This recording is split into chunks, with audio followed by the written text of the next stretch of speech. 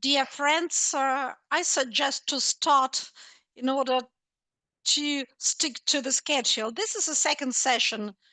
So this is called The Russian Threat and the Reaction of Europe.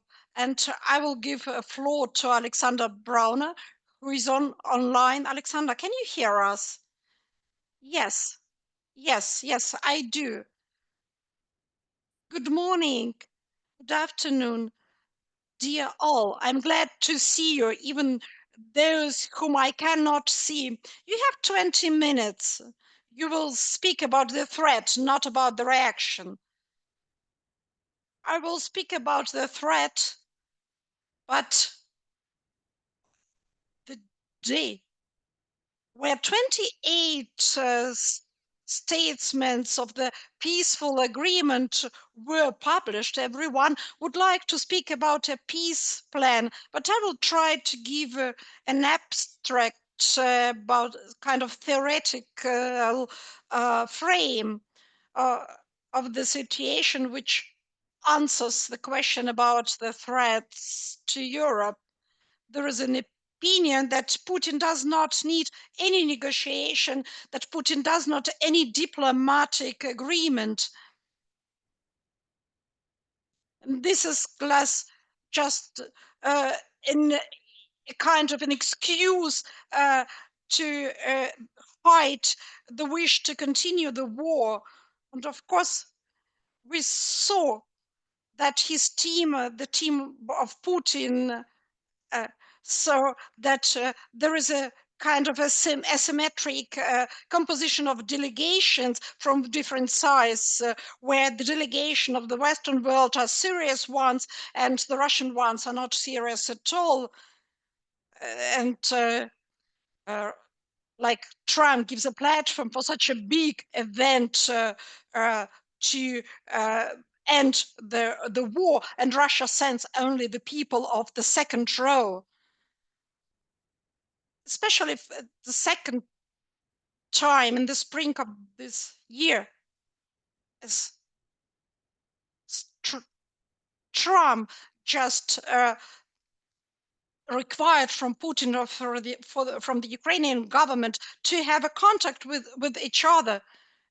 From one side, it looks so as if Putin would need in war forever, and the war in Ukraine is in this idea is an endless war without any end. But even the most during the most military stages of the existence of the Russian and Soviet state in the 20th century and in the 21st century, even during the most aggressive periods, the Russian foreign policy was trying to find a balance to keep everything it's conquered, but just not only like an enforcement, but also to get a legitimation from outside. So the modern Russia just declares a world where there are no common rules for but the world where there are sovereign states and not quite sovereign states.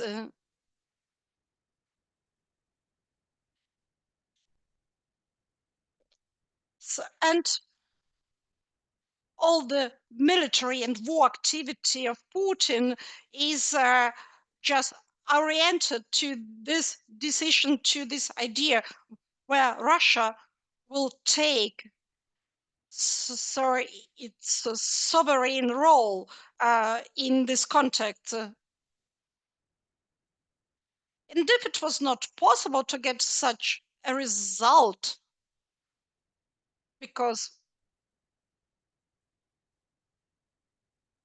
so that because Russia could not force others to do so, so could not force its vision, like a cooperation between some elite groups. So that's why the war was a continuation of this not possibility to do is in a diplomatic way.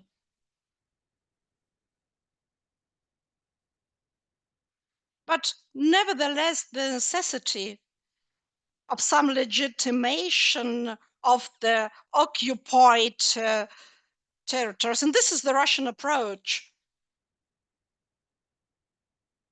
So is that they want kind of a legitimation. So the negotiation for Russia are not to separate from the force. Why it is so important for them? It's about the heritage of the Russian state in this at this stage in the 20th century. I will just remind you, because this state just appeared as not a legitimate state as a result of a war. And if you look into the Soviet history, which attention was put to the 20s and 30s of the 20th century, it was so a lot of attention was put to recognition of the Soviet state like a new state by the enemy states, by the bourgeois forces. So the endless hero deeds of the Russian ministers and Russian heroes, and the recognition by the United States, it was just celebrated all the time. And even now, the 100th anniversary of the restorement of 100 years diplomacy between the Soviet Union and the United States, in some sense, there was a kind of exchange. The Soviet state was not a legitimate state like the state born during the revolution.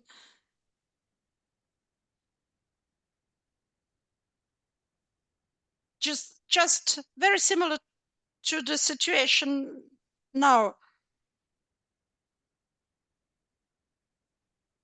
But this state was just it was a kind of a world project to extend some its ideology to the other world. And this expansion should have been recognized. The more recognition the Soviet project has got, because it had a very critical deficit of legitimation. And it was an exchange, the recognition of its legitimation, and on the other side, the Soviet Union has refused to expand itself. And the same situation was after the Second World War. Stalin wanted to occupy some territories, but still he was doing blindly, and so it means they were ready to give something they occupied before back, but they were not ready to give what belonged to them from the very beginning.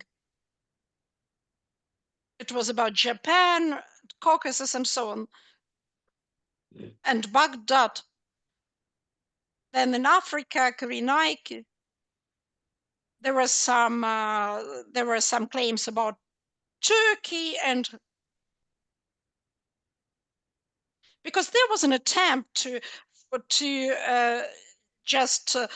a renaissance of the Catherine II Empire. So yes, but then refused to do so.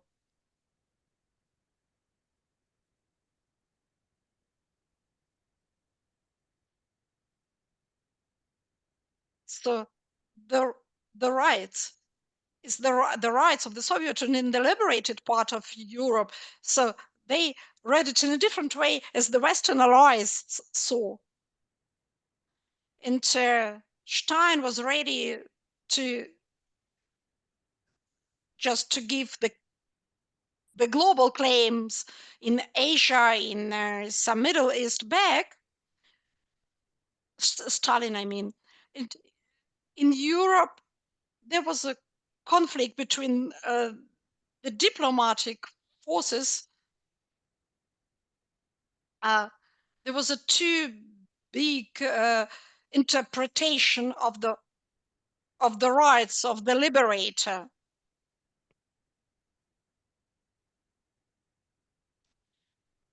So, though the population in these countries wanted something else, but as a result of elections, the communists didn't come into power.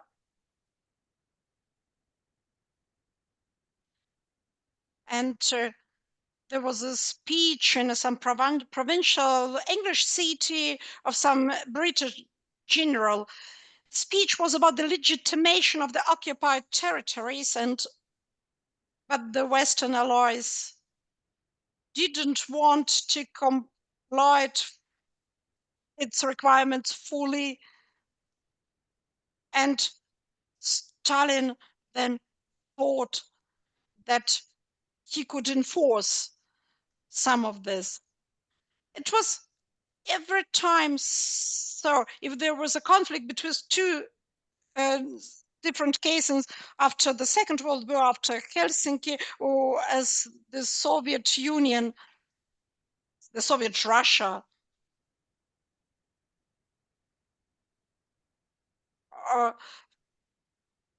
so we see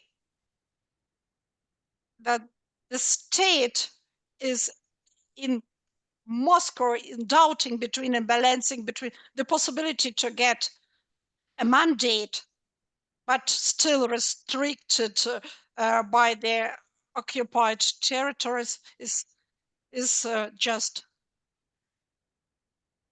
becoming unbalanced because they don't believe that this mandate is stable, is honest and sincere.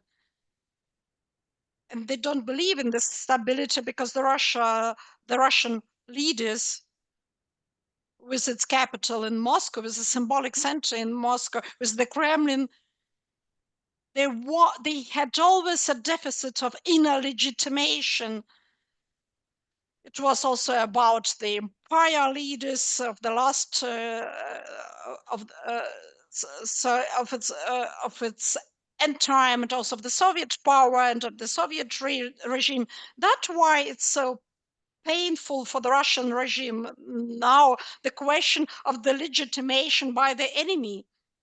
Just today I have spoken about the tactile visualization of this doubting, of this binary position, of this dialectic attitude,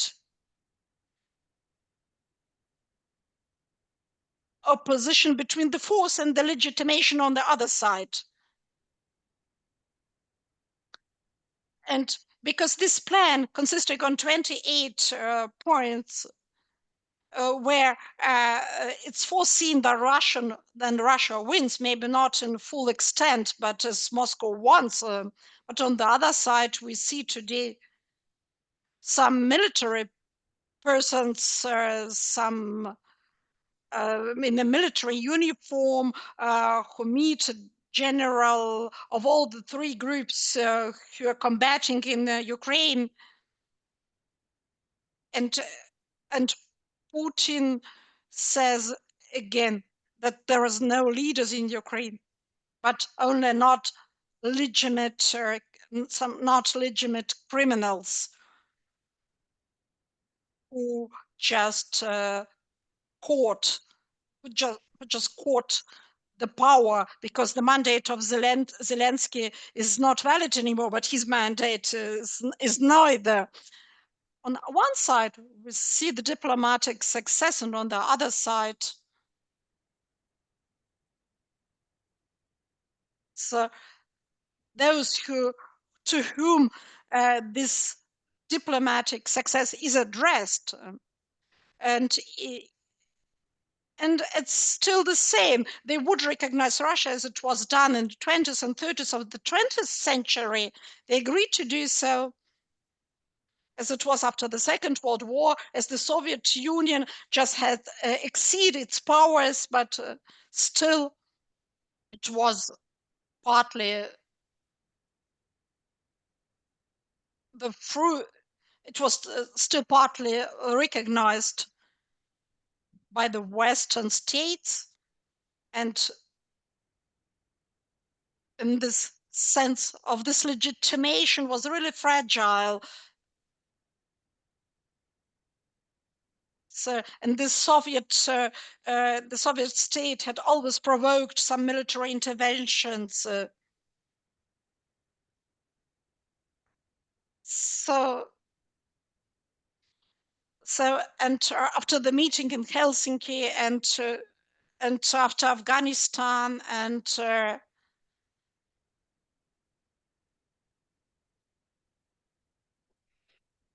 the reason for this feeling of fragility of any negotiations, even if the result will be a legitimation of the occupied territories, even if it looks like Russia is plainly,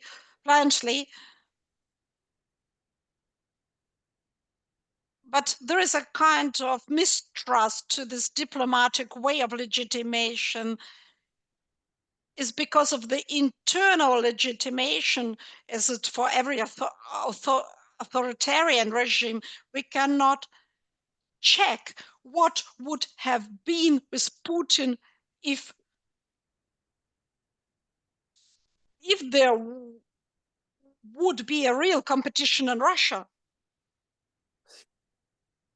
So because the competition is because here he is every enemy of an open society. He needs legitimation because his methods are cheaty, and but today we speak about the foreign policy.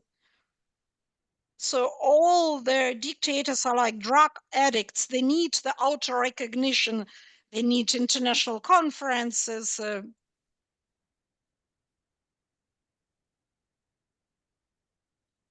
And then we speak about some higher wisdom. So it's not a plan. It's a kind of discussion from the side of Americans to put Russian into the big eight, to one as one of the countries, but he feels his own fragility, and it leads to a foreign policy that they use force even more, and not negotiate, because this inner fragility creates a feeling, but now we can make an agreement, but later there will be problems. And they can start, because we don't understand how stable we are. We cannot check it in practically. If the life itself creates such verification, we will not pass it, and a lot of such totalitarian regimes, which are even really stable, which existed for tens of years, for decades, not even those who don't expand. So more silent ones, like Indonesia or Mexico, like, for example, or Eastern Timor.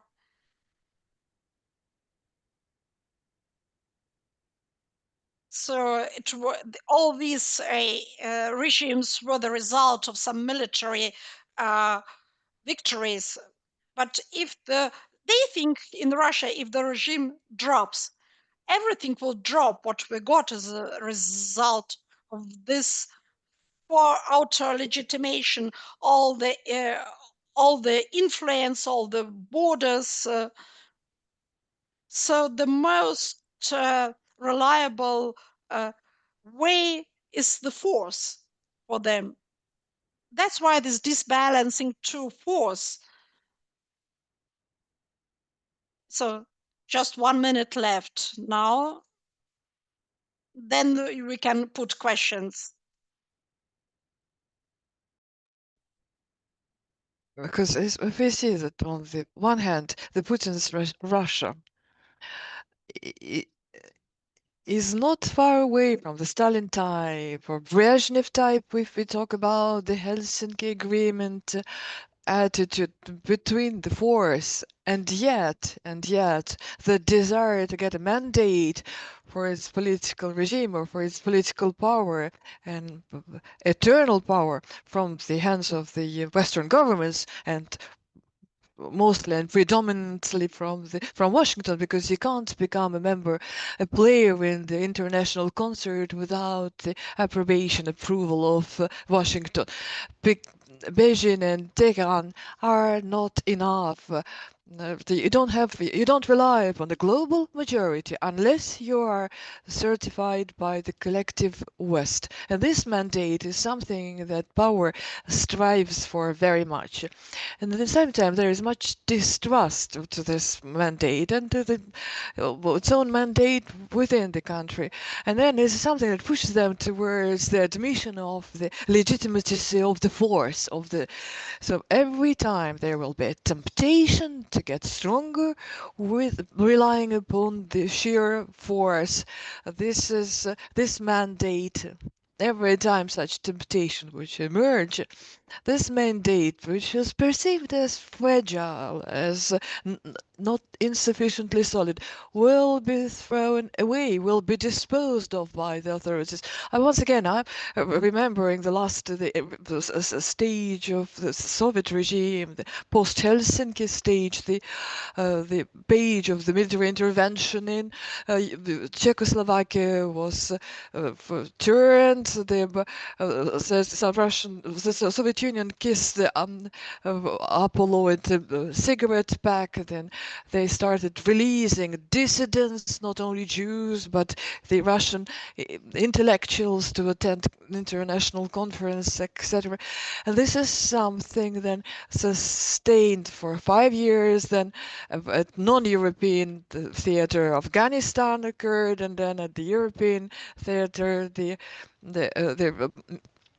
missile crisis occurred. That's when we see the post-Yalta world, talking about Putin's regime after possessing some territorial acquisitions as in the wake of the war, and the possibility of the victorious salute, of the victorious firework and victorious parade in the capital of Russia. This is something that, and this is, you can notice that you could observe it in the experience Dmitriev, Witkov, Trump. You can see this large framework that reminds of Yalta and reminds of Helsinki and reminds of certain frameworks of the Helsinki framework for all Europe security, and Moscow is aspiring for it, being accepted, being adopted as one of the countries that takes part in developing rules for this all Europe security framework. But every time we see that it is agreements, Yalta or Potsdam, that are considered as a culmination of the Soviet or Russian diplomacy, or Helsinki, which was yet another summit of the Russian diplomacy, yet another attempt to develop, to elaborate the common European rules. This is something that sustains itself for too short time. Yalta collapsed because it was followed by the Cold War. Helsinki was basically a failure because 5 years later was no longer the spirit of Helsinki, the relations between Europe and Moscow.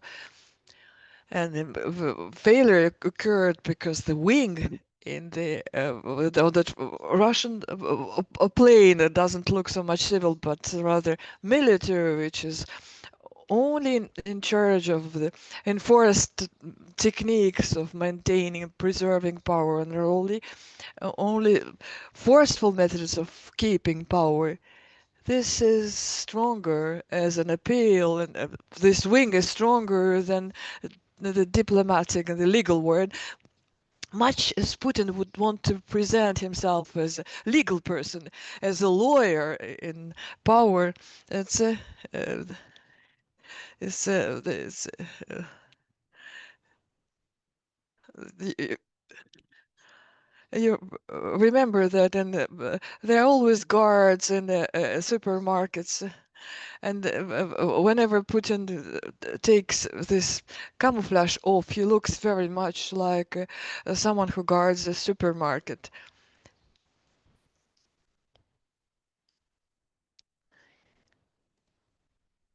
You have taken some time from the Q&A,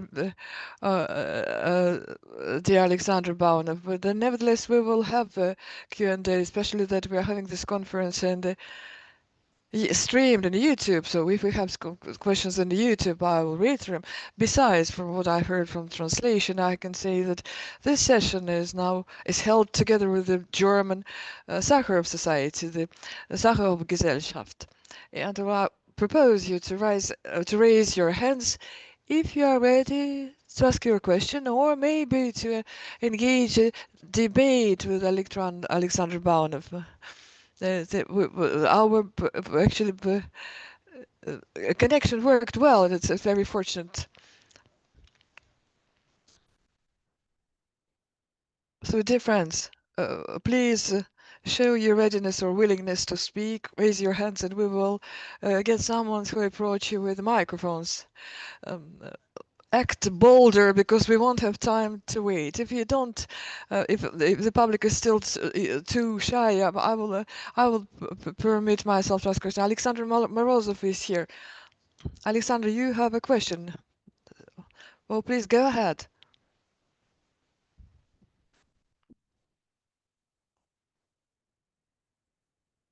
Yet another attempt.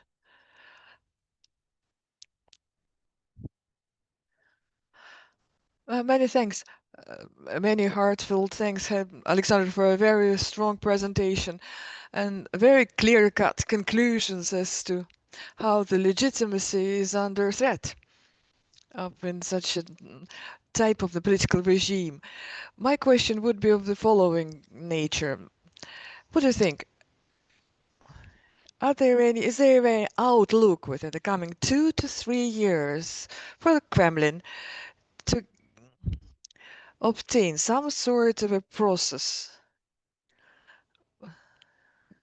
with, which, over the head of the war in Ukraine, will lead them to that framework of the European security? What is the chance of moving in that direction?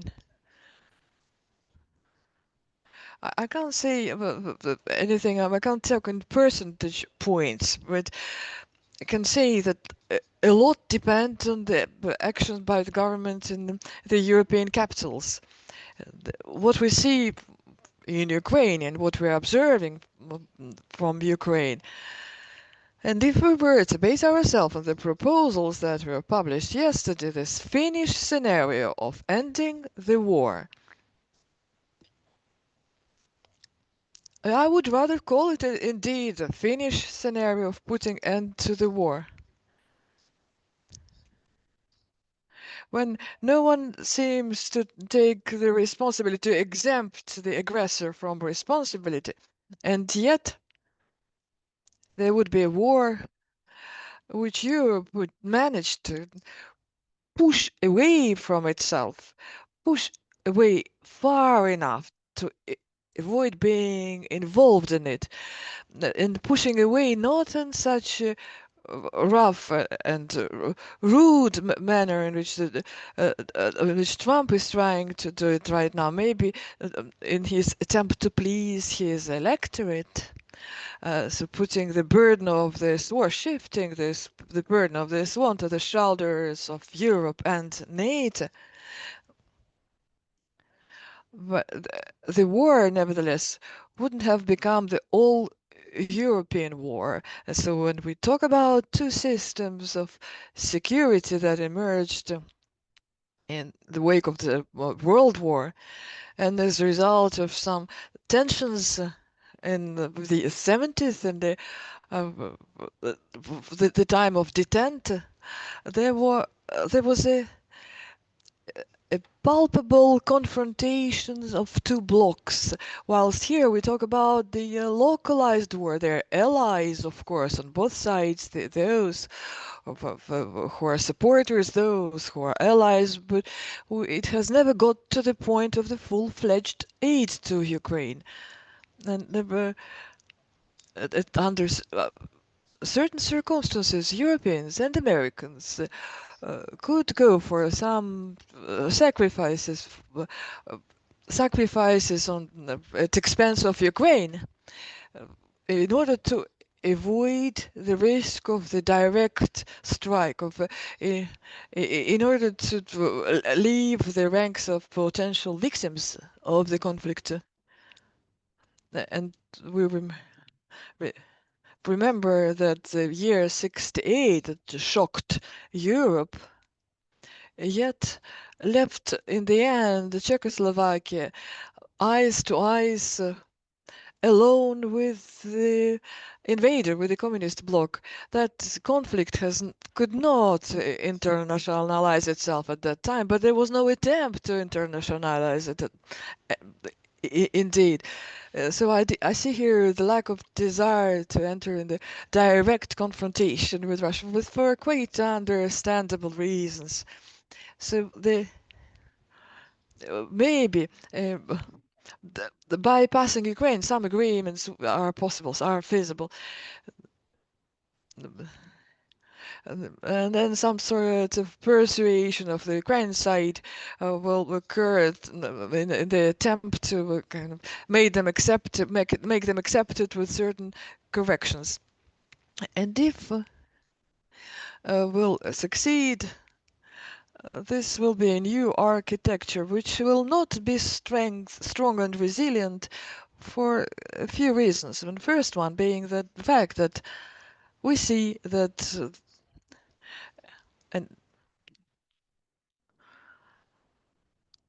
number of bets that are made and the bullet points of the future agreement, they are betting on the fact that upon the termination of the war, the situation in Ukraine should somehow trigger a crisis, reinverse the government, and then they aim at some sort of further expansion and inclusion, incorporation of Ukraine into the Russian sphere. What I mean is a legalization of the Russian language and more even the legalization, or what I don't remember the term, the release, the liberation of the Russian-speaking press, so the liberation of the informational space for the Russian-speaking press, which will enable it to act freely within Ukraine, all while continuing to believe that the majority of Ukrainians, I don't know where this belief comes from, they tend to Russia, they are attracted by Russia, they are drawn to Russia. So, and this is something that would definitely could trigger some sort of crisis within Ukraine and will enable the Russian expansion.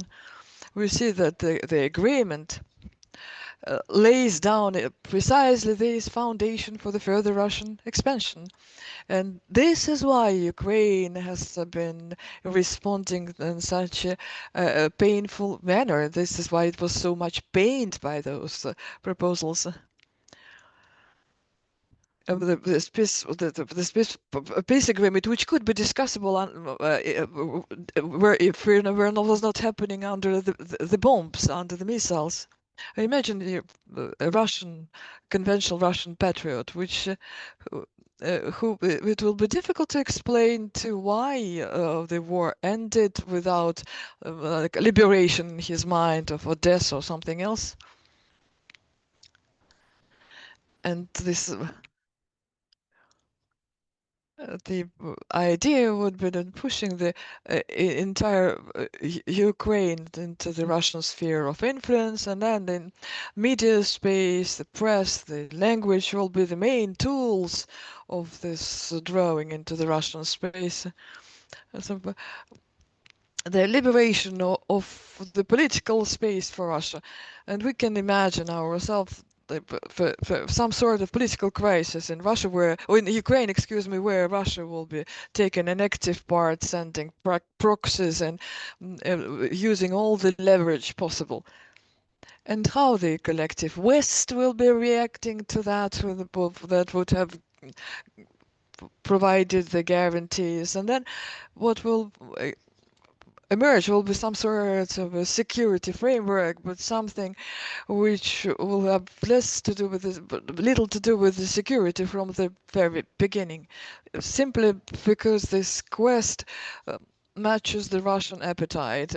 It boosts the Russian confidence in its own forces without satisfying Russian appetite completely, 100%. So to a certain extent, it does certainly play in hand for Russia, and to a certain extent that this the reliance on force will one day undermine the process. I don't know what Russia needs to be granted, what needs to be given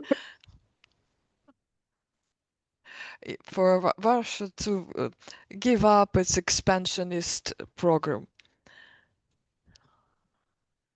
I don't know what needs to be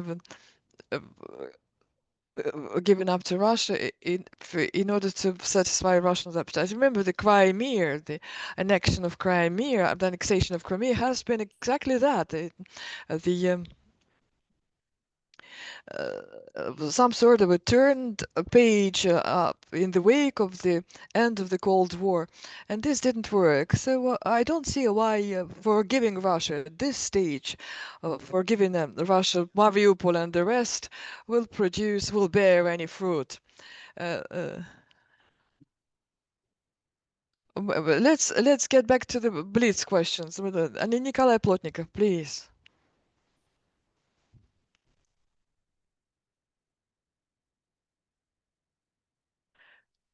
Well, many thanks for once again a very, very insightful presentation. Concerning the crisis, the binary crisis, binary opposition, confrontation between the force and the legitimization or legitimacy. What do you mean by legitimacy in this particular context? Much too often we have different perceptions of legitimacy from the European side and from the Russian side. As you were talking about the Soviet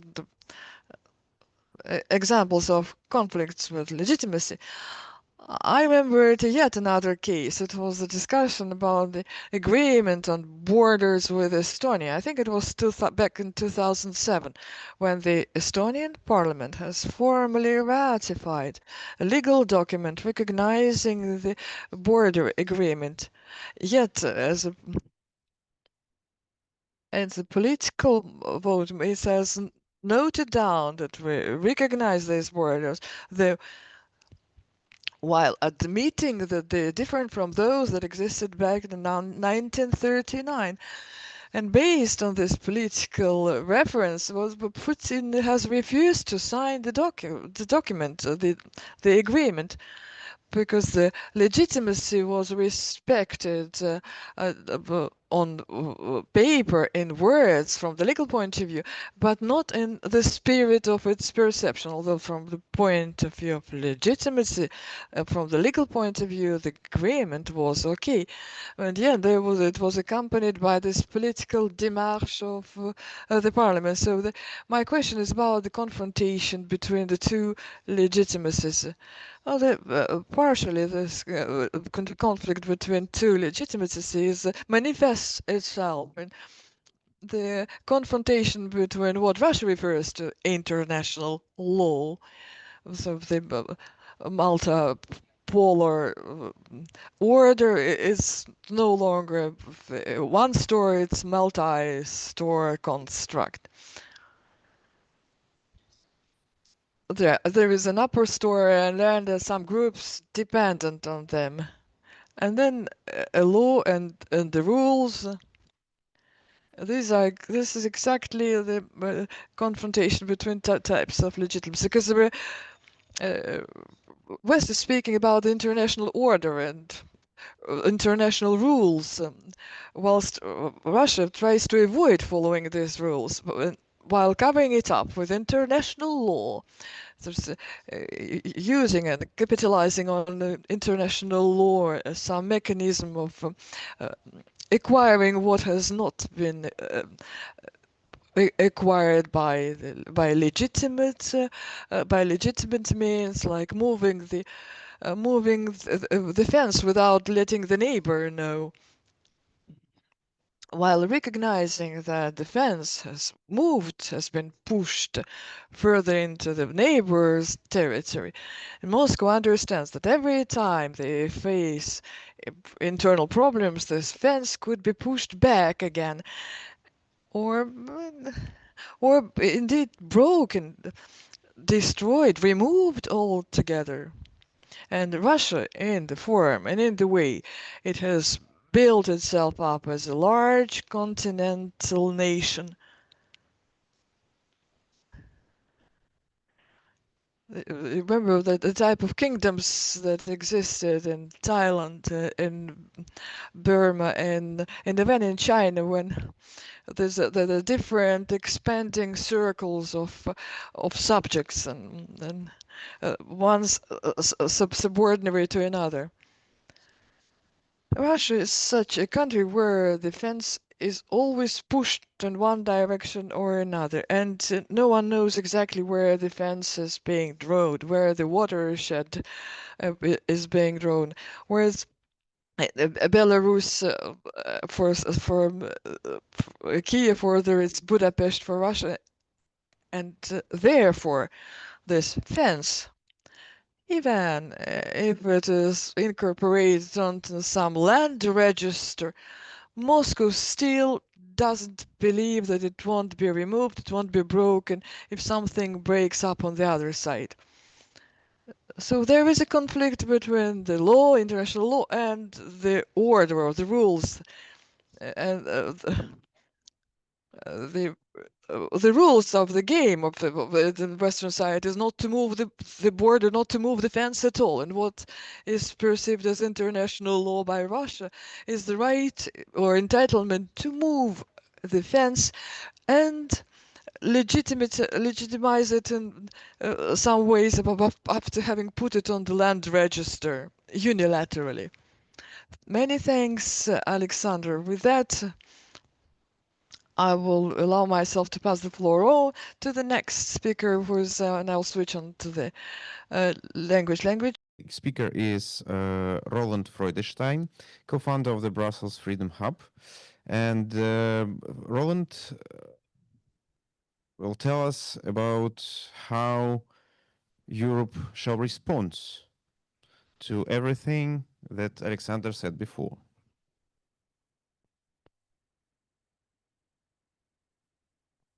20 minutes.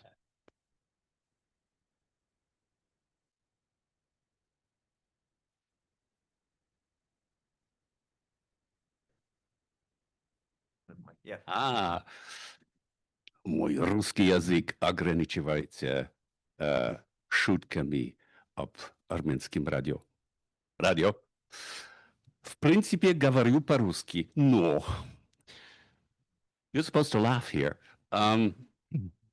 So I'll continue in English, and if anybody needs translation, there is no shame in picking up the headphones. Anyway, first of all, well, thanks for having me, and thanks for calling this session Russia's threat and not Putin's threat. Because, you know, in this public debate about what's going on, I think there are two wrong statements that are frequently made. One is every Russian is equally, personally guilty of this war. Wrong. The other one is this is Putin's war. Also wrong. The truth is somewhere in between, and it's really complicated. But that's why we're here. So to respond more closely to the question, what is the West doing now?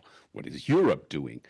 You know, it's debatable whether the West still exists outside the rhetoric of Kollektivny Zapad. But so what is the response here? And I would take this in 3 steps, classical approach. First, talk about perceptions. You know, what is it? Are we really aware of the threat? Second, defense and deterrence, the classical, you know, instruments of avoiding war by preparing for it. And the third step will be about the hybrid war and if you want, the software responses to the direct threats and direct violence and aggression that is already going on against European countries from Russia. So, well, following up on Sasha Baunov is always a hard job, but I will say on this perception question, we're halfway there. I think actually we're more than halfway there of understanding that there is now not only a hybrid war going on against Europe, but there's also a risk of real military full-scale confrontation. Not in the sense of huge tank armies crossing through the plains of Central Europe or something, but an attack against a NATO member state, such as, for example, a Baltic country, in order to not just test NATO, but possibly to destroy it. Because the attack itself will provoke such a mixed reaction and conflict within the West that, in fact, this will be the end of NATO and the European Union as we know them. So that's the risk that is being understood now. And why did it take us so long after 2014 or 2012 or 2008 or 2005? You know, there are so many waypoints when Putin gave us a clear signal that this is going the wrong way and that we have to prepare for a serious confrontation. And why were we so sleepy? As former Estonian President Toomas Ilves says, we heard the alarm clock, but we kept pushing the snooze button. And my preliminary explanation for this is, sarcastically, I'm tempted to say that every European country has its own wrong reason to like Russia. Okay, let me just give you 3 examples. I mean, let's start with the French. You know, it's this idea of, I mean, actually the French are impressed by some Russian arrogance because they're like that themselves, right? No, it's the whole thing, the whole cult of great power with another great power, and of course the great intellect and Pushkin and Tolstoy and all that, right? Some of this is a positive admiration of a civilization. That's okay. The Austrians, you know, it's about post-1955 Staatsvertrag, immerwährende Neutralität, the idea of playing between the powers, of making good business, and therefore not seeing the Russian threat for what it is. And then you come to my country, Germany, and that's a real case for Dr. Sigmund Freud or something, you know. I mean, why did it take us so long? I would say deep down, I'm really being psychological now. Deep down, there is this image of the Russian as the noble savages. You know, the brutality that we saw in Irpin and Bucha is something that some Germans have gotten so rid of, but they still like it when somebody else do it. I'm being very, very sarcastic now, but I tell you, there is a kernel of truth in this. And then there is, you know, the last 25 years of illusion that Russia, and by the way, also China, are through engagement, through trade, internally changing towards a system of rule of law internally, and then also cooperation on the international sphere, cooperative behavior with neighbors, with partners, with people in the world. And this illusion and the decent amount of money that were made during the time when this illusion was cultivated, that lasted a long time.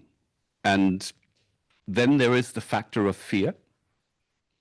There is the idea that, of course, we know that Putin is dangerous and that Russia is a threat, but you can buy time, you can appease this regime by being nice and, you know, hoping that if you feed the crocodile, it will eat you later than it would otherwise. That's a very strong impetus in the German soul. Okay, after this dive into psychology, let me get back to the hard facts. So I'm saying that generally we're there. You know, the moment when I think that, you know, the German term Zeitenwende, this tidal change in perception of security threats, the moment that Zeitenwende arrived in my mind was when German post-punk musician Andreas Frege, also known as Campino, from one of my favorite bands, Die Toten Hosen, he gave an interview in April 2022, and he said that in 1983, he was a conscientious objector. Today, he would serve in the Bundeswehr. And I thought, wow, if that is possible, then nothing is impossible in a tidal change in Germany's mentality towards this external threat and taking the consequences by building up defense and deterrence. So here we are with the commitment by all NATO member states to ramp up their spending to 5% of GDP, out of which 1.5% is for infrastructure. Well, that's for projects that were planned anyway, but 3.5% per country are supposed to be spent for buying military equipment and ramping up our defense forces. That is sensational. In some of the member states that have made this promise, it will lead to conflicts of distribution, to social conflicts that themselves may destabilize these democracies, but that is still in the future. For the moment, we have this commitment, and it seems that it was necessary to keep the US somehow involved in European security. To what extent? That's the big question. Because, of course, our big fear is that the US withdraws from Europe. And they will reduce their presence. But to what extent, how fast, and whether it includes the nuclear guarantee, nuclear guarantee in the so-called extended deterrence system of NATO, that is the question that we have to address and that we are addressing these days. I would say we do envisage the worst case scenario, which would be a total withdrawal of the US.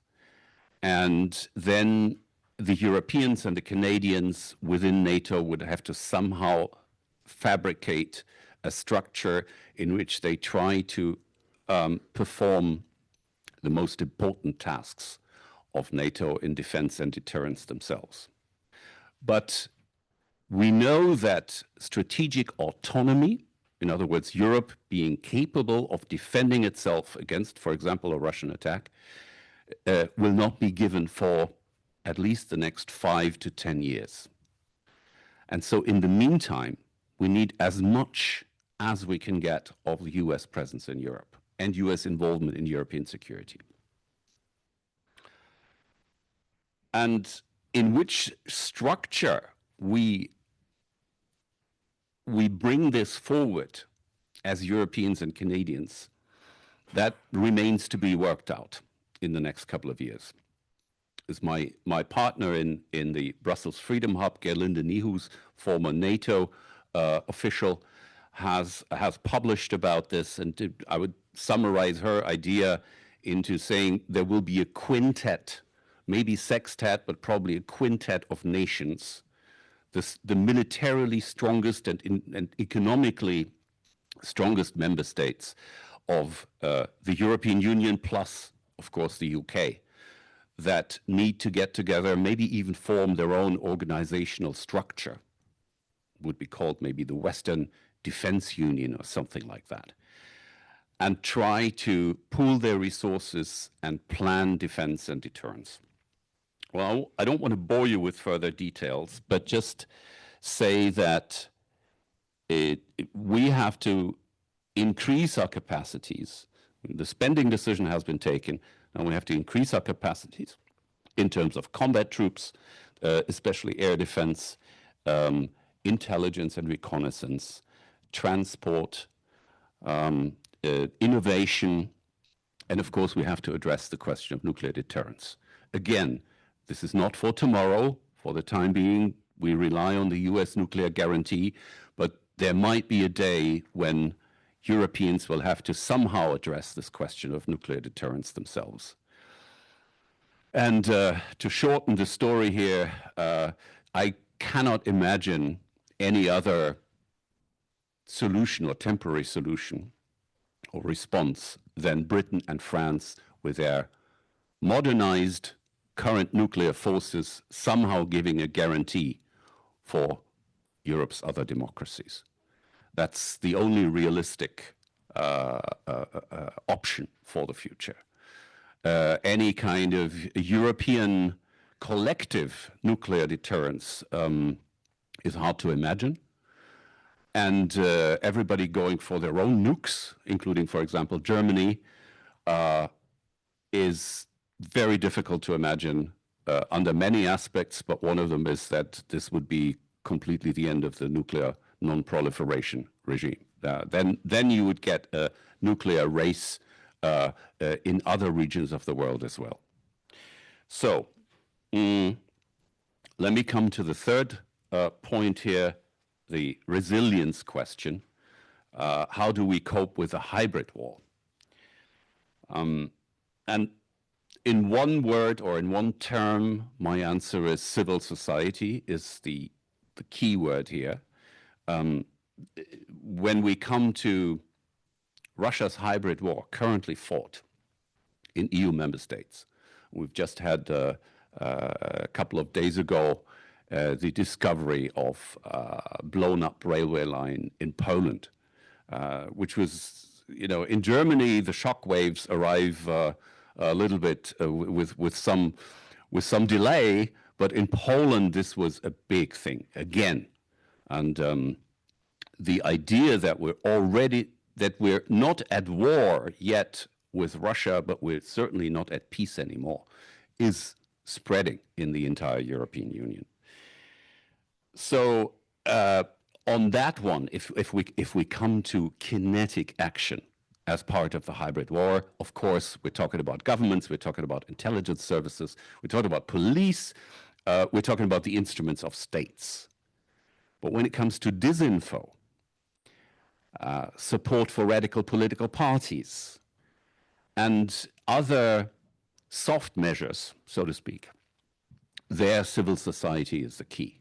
And civil society needs the support of governments and international organizations, but it should be the backbone. You know, as much as the vertical is top down, from the Kremlin to the TV channels to the last troll factory in Petersburg and elsewhere, our response as a free society has to be bottom up. In other words, governments shouldn't hire people to counter disinfo. They should finance projects. You know, this concerns networks of individuals, think tanks, foundations, investigative journalism, extremely important. What Western societies have developed over the last couple of years. Of course, also a general response to the narratives of the Kremlin. And one thing is important here: if you hear so-called Putin Versteher spread their stuff in Western democracies, just to accuse them of being on the payroll of the Kremlin or being victims of Russian disinfo is not enough.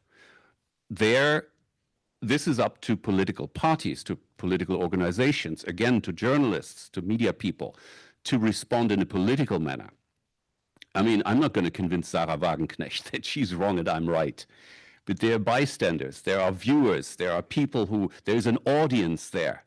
And my task should be to convince them that she's wrong and I'm right. And finally, very last point now, the global aspect.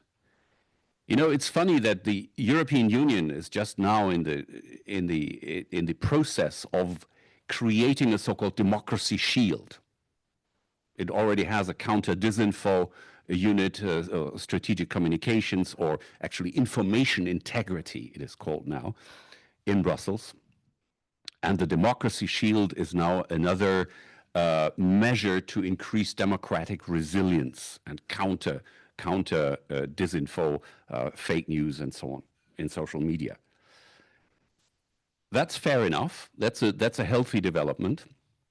But at the same time, the EU is not stepping up to at least fill part of the gap that the US government's withdrawal from global democracy support has created.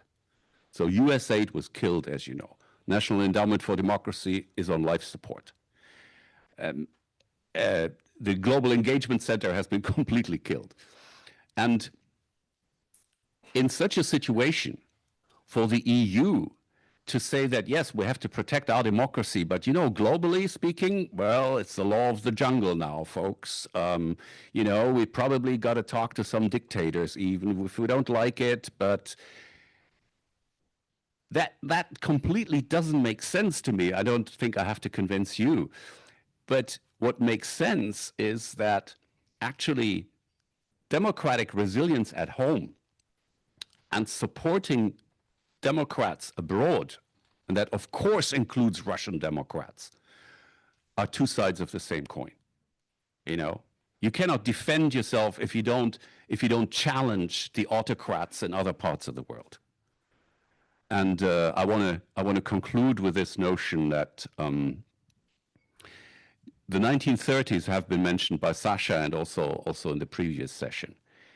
You know, in this whole democratic gloom that we're in now, we should remember that we've been at this point before. In the 1930s, democracies and the market economy looked pretty old, pretty rusty, and there were some ideologies, both from the left and the right, that looked so much more youthful. and dynamic and punchy, right? So it's not the last word of history that we're living through. We're in a time of democratic backslide, but we have to start fighting back, and that's why I called my presentation Turning the Tables. We have to get there. We're halfway there, but we still got way to go. Thank you. Thank you. So I see the questions here.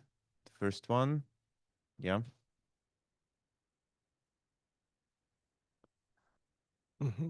Thank you a lot. I'm Alexander. My question is the following.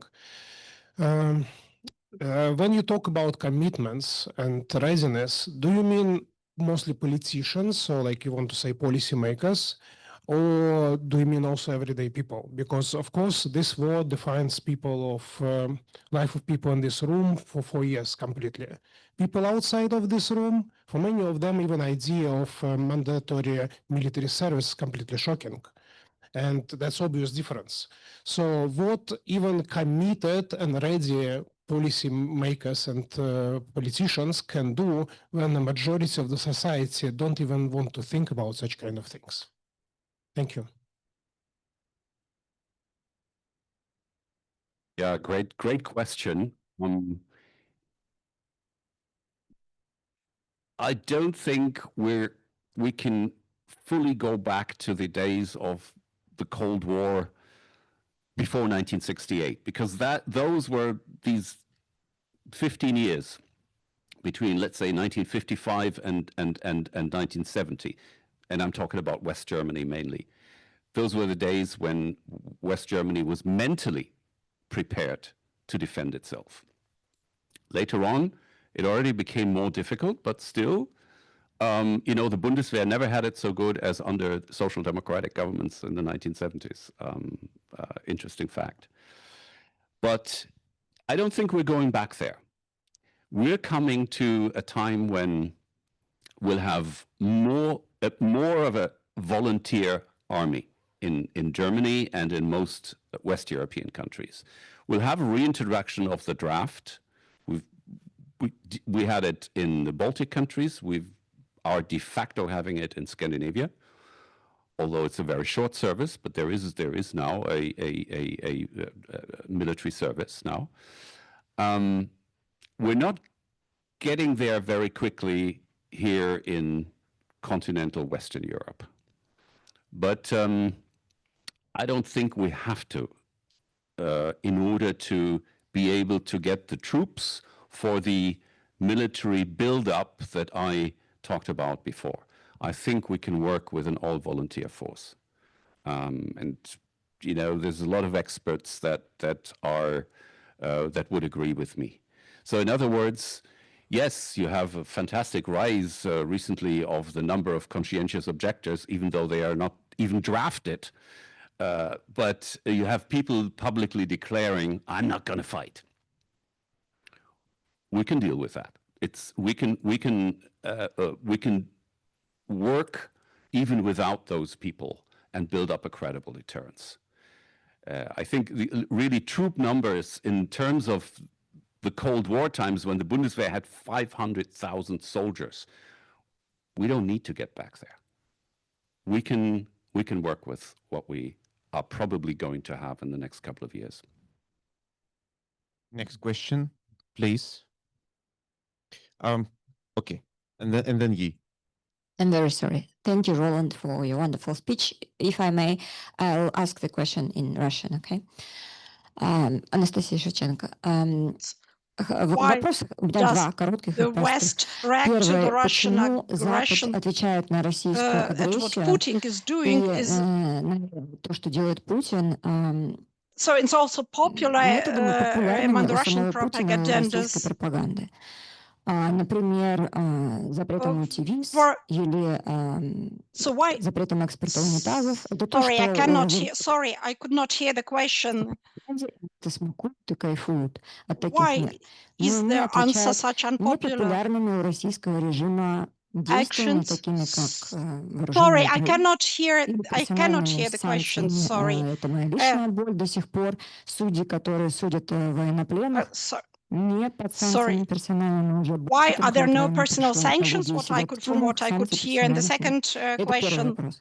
Легкий. we heard a lot Второй about вопрос. that Мы Putin слышали сегодня много о том, что wants Путин to get стремится, его режим legitimacy, and it стремится is so important к for him. легитимности. Это очень важно. На And начале now 2000-х he он обиделся, asks его не and приняли wants and на demands the Западе, а теперь он legitimation. просит и хочет, и Is the требует West этой ready легитимации. Готов ли Запад дальше to стоять на stay своем with its opinion и and считать его not to нелегитимным legitimate президентом, Putin? как это было заявлено ПАСЕ, как это было озвучено How it was said by the European Parliament. вернее, рубка Европарламентом, и будет ли эта So, линия or maybe дальше, there will или be мы a ждем time того, that что the все, Putin вот будет will be красная accepted дорожка again и and he will shake his рукопожатие, hand. и он станет легитимным.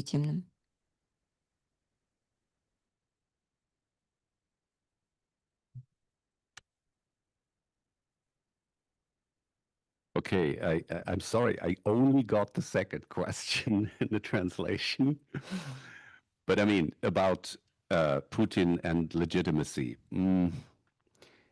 It's really, really complicated. I'm not sure I fully agree with Sacha Baunov here about one of the main goals of Putin being legitimacy in the West.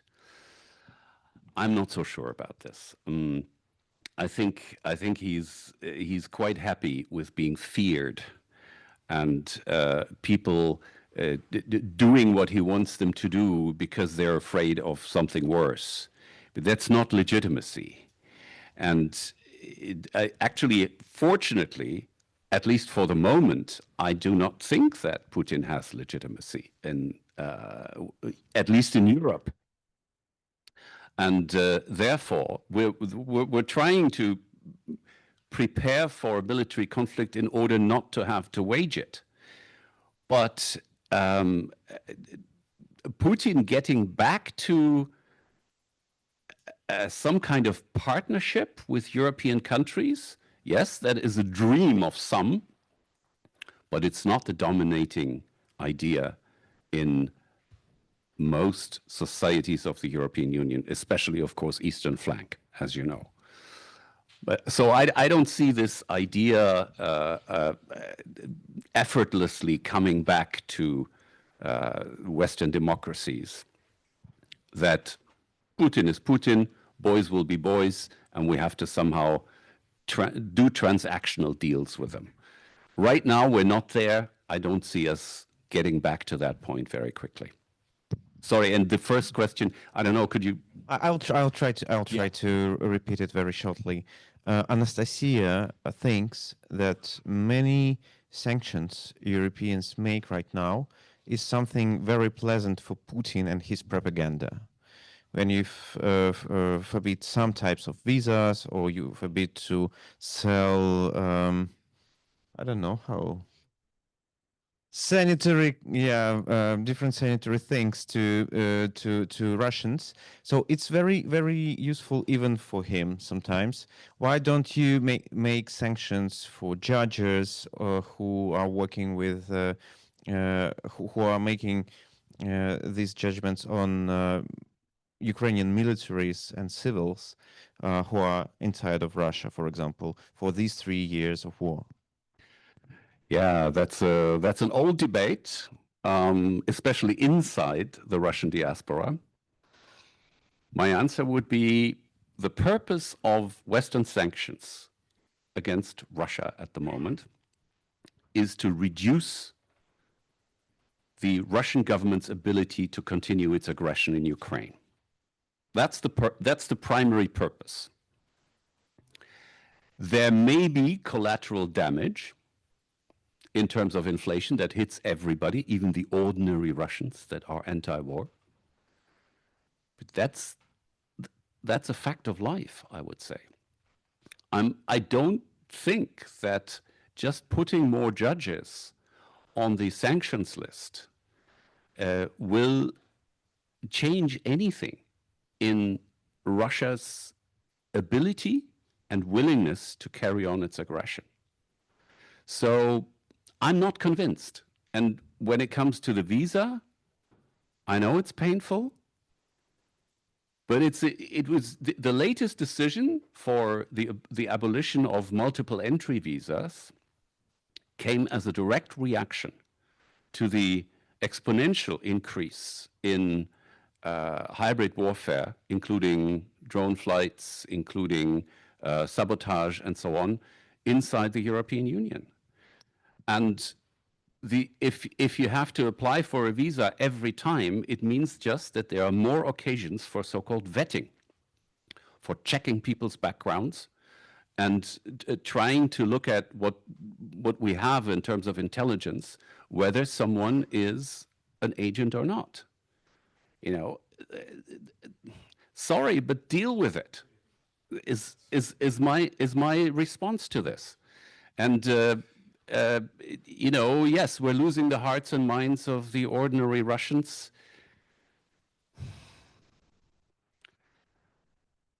I'm afraid to leave everything as it is with this massive possibility of directly impacting, kinetically also impacting democratic societies is not an option for us.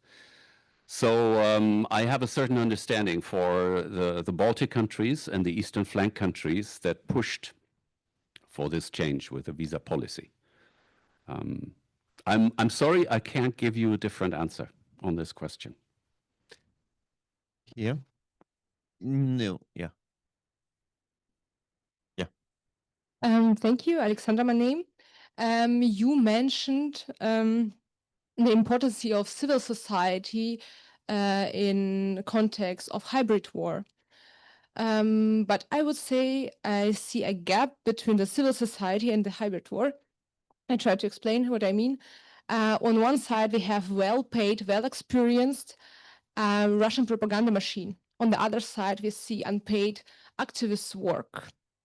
And yeah, if we speak about sanctions and what we see today as a reaction to the hybrid war, I don't see a systemic solution. And I would say that hybrid war from Russia is a systemic problem what needs systemic solutions, and it can be loosed by civil society on unsystemic, unpaid basis.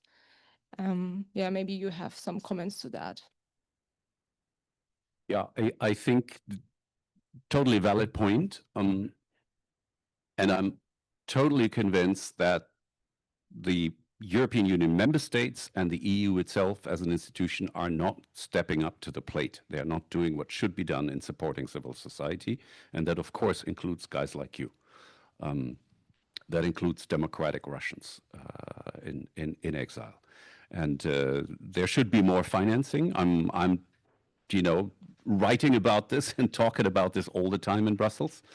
And there are, fortunately, some like-minded people. I think what it would take would be an initiative of some European leaders, maybe including leaders from the EU institutions, but also national leaders, making a collective push for the European Union to have a completely new and more massive approach to the financing of civil society in order to counter the hybrid warfare of Russia at the moment. Next question to Andrei. I think she wanted to ask an additional question, but yeah. You want to add something? But very short. Okay. Very short. I mean not only Russians next year, but I mean, if you take case Germany, we have people who are spreading propaganda narratives in state TV.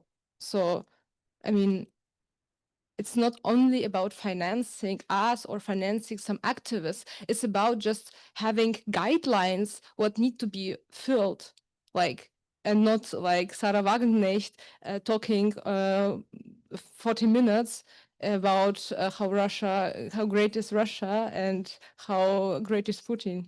Okay, well, I mean, Sarah Wagenknecht and also Tino Kropala from the German AfD party got fantastic answers from Russian Democrats in exile just in the last 3 weeks. There were 2 instances in the popular Markus Lanz talk show. That's, I think they're on three evenings a week or something. And Masha Aljochina from Pussy Riot beautifully responded to Sarah Wagenknecht. I could see Zara's features freeze, you know, when Masha was talking, and the other one was Vladimir Karamurza with Tino Kropala from AfD, and that should happen all the time. You know, Russian Democrats in exile have to become part of the national debates in their host countries, and don't be afraid of confronting even party politicians. It doesn't mean that you have to say, I'm a social democrat or I'm a Christian Democrat. No. But you can say that this politician from that other party is repeating Putin's speaking points and is simply advocating democratic backsliding, authoritarian rule, is relativizing the cruelty of Russian forces in Ukraine, and so on, and so on, and so on. So all this has to happen much more. But the beginning is good. Андрей. Speak Russian, so to make it faster. Many thanks for your presentation. I was very happy to see to hear about the link between supporting democracy in Europe with the necessity to support democrats in Russia, within Russia. I do understand also the necessity or the need in deterrence. Yet I believe that for the time being, it looks like problematic the fact that there is no long-term strategy towards Russia. If we take the situation of 2022, there was quite evident. There was Angela Merkel with her strategy of deterrence, bound tight to the economy. This is something that failed. Now there is a confrontation. Now there are attempts of the United States to negotiate with Putin, something that leads to a deadlock, in my opinion. You can't feed crocodile because it will not secure the future. What I don't see in the future, and it refers to the sanctions that the questioners that I asked, maybe it was not quite understood. The problem of the sanctions is that for the time being it consolidates the people around Putin. What I don't see right now, I don't see on the European side any counter proposal not addressed to Putin, but rather to some actors on the Russian side who could change something in Russia, because it's quite obvious that there will be no Russian situation of Germany in 1945. Not only Galevin, but also others, with all my respect to Galevin. We need more of a society that doesn't need war, and with all the compensation that is granted by Kremlin to elites, there is no move on the part of the elite.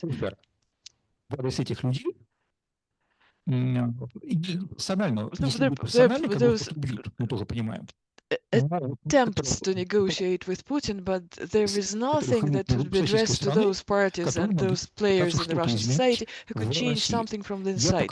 And I would want to hear that whether the West sees such a necessity, and if yes, in which way it will act subsequently.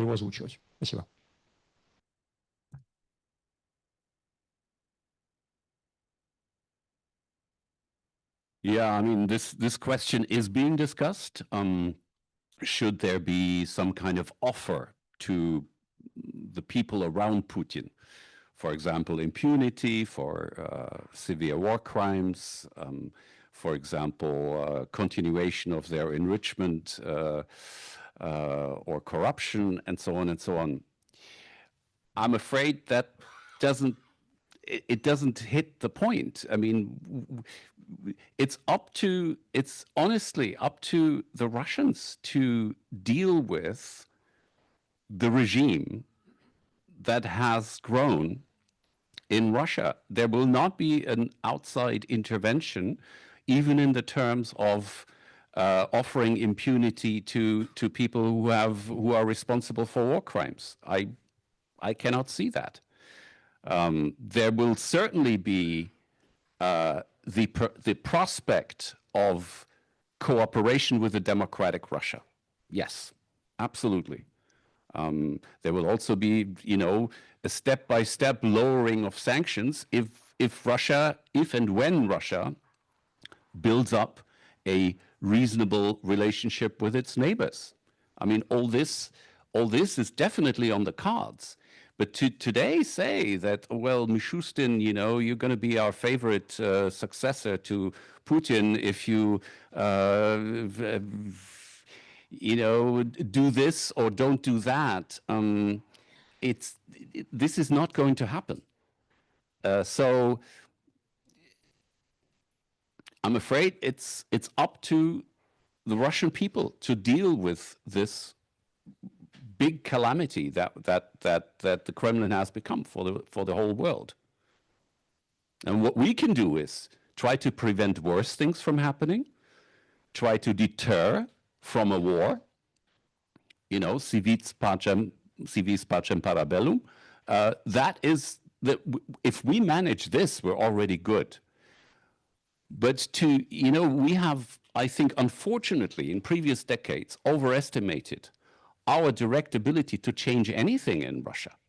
It's really up to the Russian nation to change things. Thank you, Roland.